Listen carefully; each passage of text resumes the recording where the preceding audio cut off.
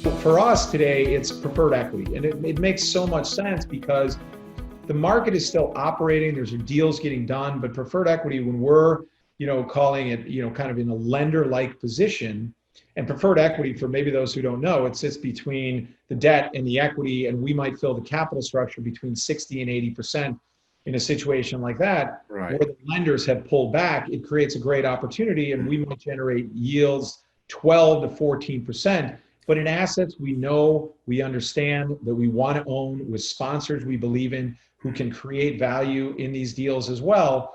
And you're protected in the sense that the asset can lose 20% of its value before your first dollar is at risk. So to us, generating a 12, 13, 14% yield in a protected position in a market with so much uncertainty is the right way to do business. And interestingly enough, our Income Plus fund, we have the ability to do both direct equity and preferred equity. That's always been a component. And now it's just a matter of where do you tilt the fund, right? Which way?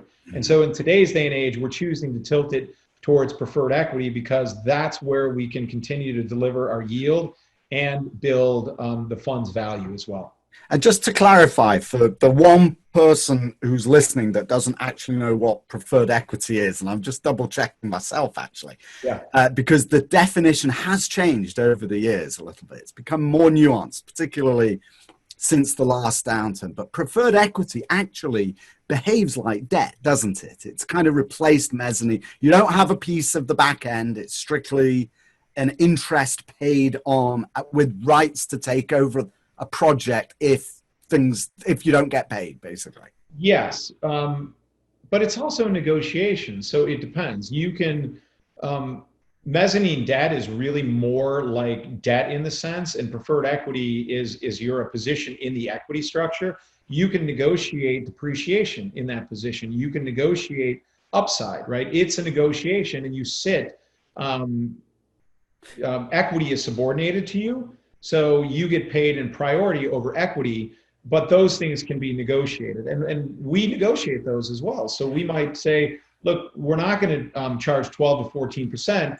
We actually believe in the upside here, and the 12 to 14% might give the sponsor heartache, so we'll come in at 8 to 10% and take 20 to 25% of the upside for that.